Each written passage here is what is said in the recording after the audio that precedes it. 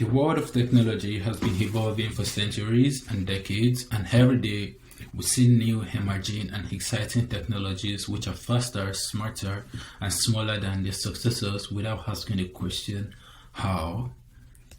Hello, I am Bumilo Atidimu, a junior and an electrical engineering major, and today I'll be giving a literature review presentation for Project 1 on one of the major technological improvements in modern day technologies, which is on-chip voltage regulators. At the end of this presentation, what I would like you to know or have is the understanding of the role that on-chip voltage regulators play in modern technologies, as well as the different types of on-chip voltage regulators that exist today, and finally how these technologies can be improved in the future for better performance and power efficiency. Here is an agenda of how this presentation will flow. I will kick things off with an overview of on-chip voltage regulators or voltage regulators in general, before I discuss about the advantages that on-chip voltage regulators have over off-chip voltage regulators. Then I'll move on to give a quick introduction to power delivery networks for a better understanding of power management on chip and how on-chip voltage regulators differ. After which I will discuss how these devices impact the system, their design optimization, and close off with the future improvements. To start with the overview.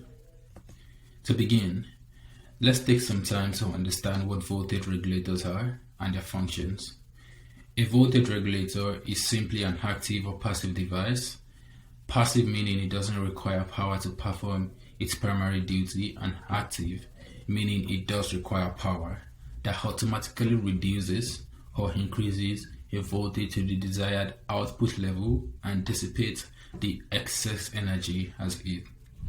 In today's integrated systems or circuit designs, due to power management and heterogeneous computing, efficient voltage regulation and conservation has become highly essential mechanisms. Specifically, on-chip voltage regulators have emerged as a critical process for low power design methodologies, which creates room for better performance and efficiently maintains power supply noise within a tolerable range when the supply voltage is low. Next on the agenda is the advantages and comparison of on-chip voltage regulators to off-chip voltage regulators. On-chip voltage regulators have a number of advantages over off-chip voltage regulators, one of which is a reduction in heat dissipation that causes the parasitic interconnect impedance to reduce. Next is the reduction of power supply noise. Power supply noise can arise from a vast range of sources, and the overall effect is adverse. Moving the voltage regulator on chip helps to address the noise issue on a circuit level rather than at the power supply. The most obvious advantage is the reduction in cost due to less utilization of metal resources. Also, off-chip voltage regulators are assigned a space on the printed circuit board, so moving the voltage regulators on chip would increase board space or area for improvement of other devices on the board, and could also help reduce the amount spent on printed circuit boards. Figure 1 shows the conceptual representation of off-chip voltage regulators, as well as conceptual representation of on-chip voltage regulators. Next, I'll be giving a quick introduction to power delivery networks and to make you understand how on-chip voltage regulators fit into the power delivery network. The design process of power delivery networks in modern technologies is becoming more complex due to its relationship with high frequency effects on signal integrity. When the circuit is powered on, the fluctuating current flowing through the power delivery network produces a power supply noise, and unsuccessful noise control or mitigation can compromise data integrity. A suitable power delivery network, as shown in Figure 2, employs the use of decoupling capacitors to reduce the impedance magnitude and serve as a local source of charge to mitigate current surges by quickly supplying current to loads and stabilizing voltages. To further highlight the importance of decoupling capacitors, due to the high frequency components, functional failures could arise in the computer platforms as internal core circuits suffer both setup time and hold time errors. However, some of these common errors or problems can be mitigated using decoupling capacitors. The power delivery network consists of devices and interconnects that distribute power supply throughout the printed circuit board and return electrical current. With a basic understanding of how on-chip voltage regulators fit into the power delivery network, this presentation will then proceed to the discussion of the main on-chip voltage regulators available today. The presentation will cover primarily three types of voltage regulators. The first being linear converters, such as low dropout voltage regulators. The second being switch capacitor based DC to DC regulators, and the last is switching box regulators. A quantitative comparison of these topologies will be provided after the individual explanations of each. Looking at a common type of linear converter, which is the low dropout voltage regulator, or LDO for short. The low dropout voltage regulator is a type of linear DC to DC converter where power efficiency is enhanced by lowering the voltage drop across the pass transistor, which is between the input and the output of the regulator, as seen in Figure 3. The power dissipation is reduced because of the smaller voltage drop, making low dropout voltage regulators suitable candidates for low voltage, low power applications. Low voltage regulators can also be used for isolating input power supply noise in noise sensitive applications. A conventional low dropout voltage regulator is composed of an error amplifier, a reference voltage generator, a power transistor, resistors for voltage division, and output or decoupling capacitance for stability constraints. Note that low dropout voltage regulators are primarily advantageous when the voltage difference between the input and the output is small. Next is switch capacitors, or switching based capacitors, DC to DC converters.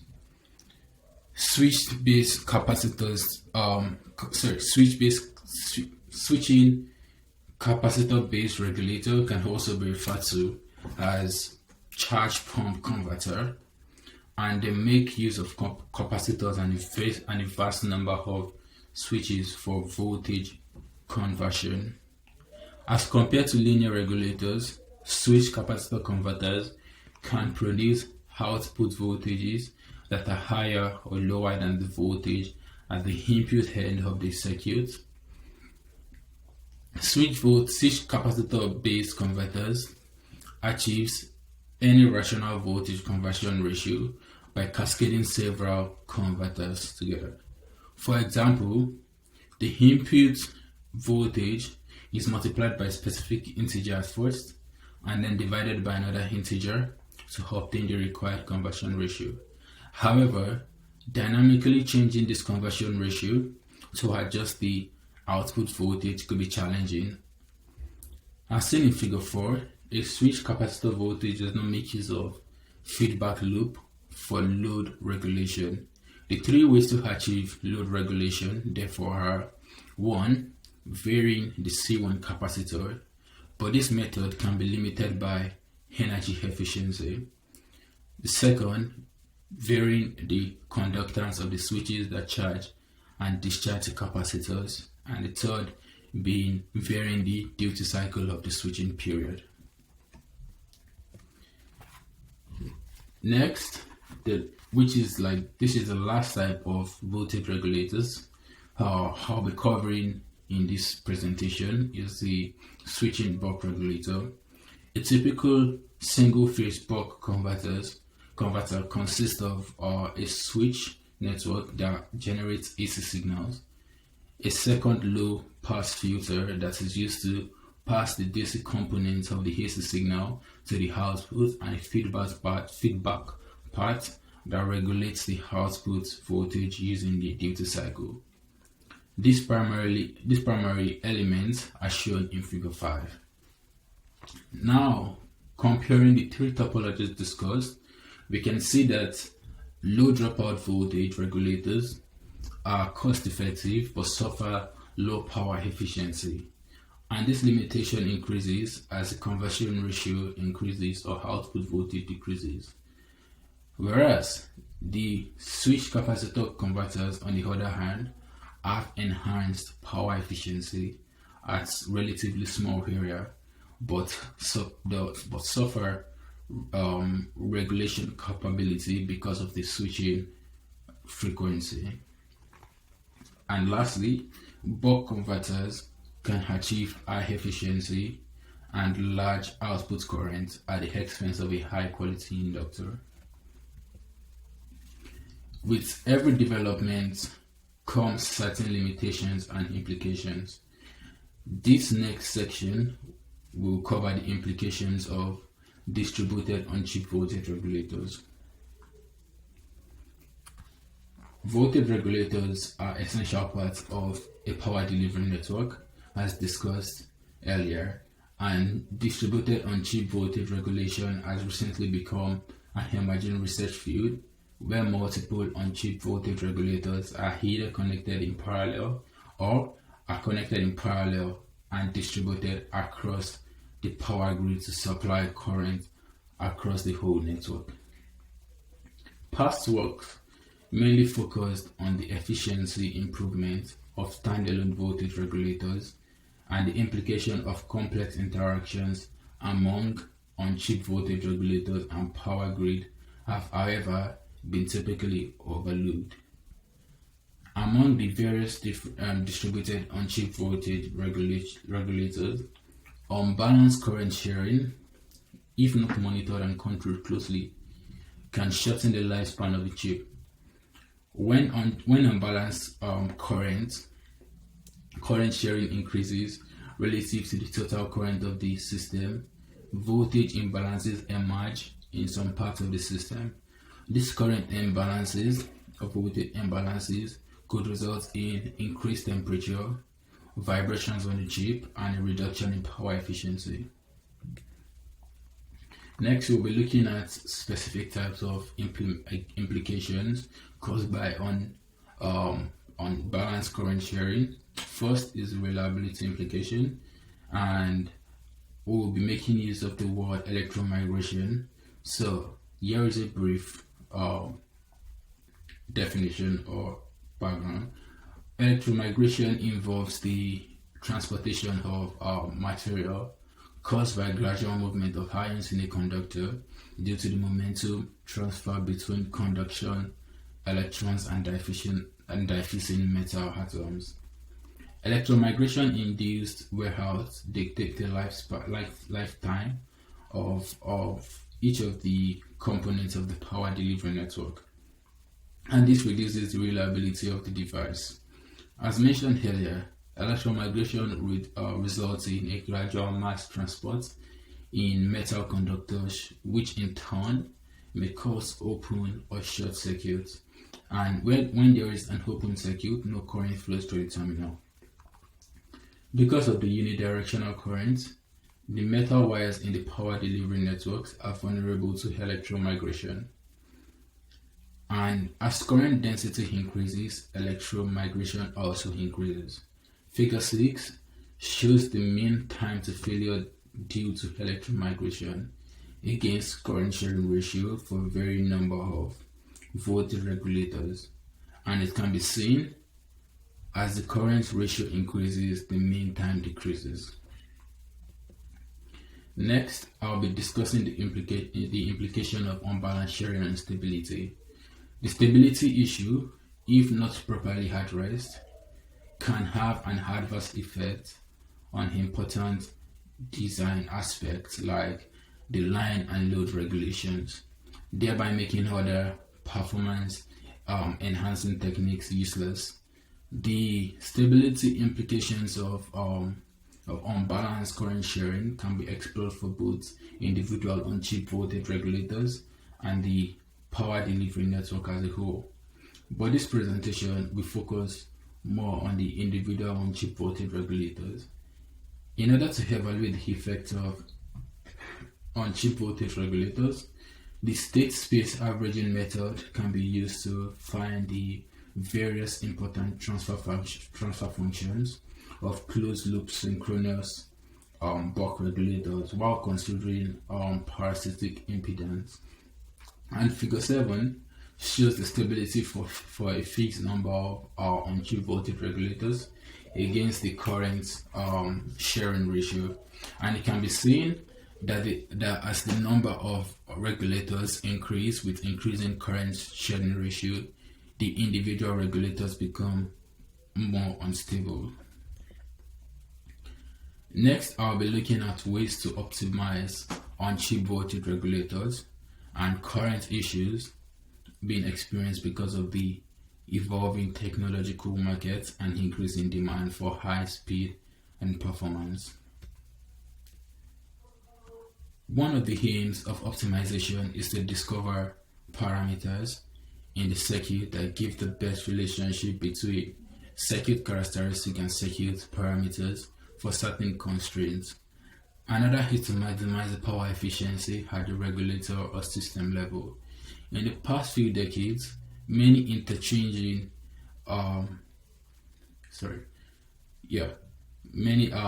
many optimization techniques have been developed but resulted in local optimum solutions. Global search algorithms combines the local optimal solutions. The global search algorithms combined with the local optimum solutions that have been developed in the past have shown a better result than using each individually. Other optimization techniques could also be used at the downhill simplex methods and the differential evolution. Next, we'll be looking at a couple feature improvements that could be made to on-chip voltage regulators. The first improvement that could be made is the replacement of inductors with gyrators, because it is cheap and easily adjustable compared to the insulators. Gyrators also exhibit equivalent stray resistance and capacitance without having to worry about core losses and magnetic susceptibility. Another improvement that could be made is optimization of design aspect to prevent over-design.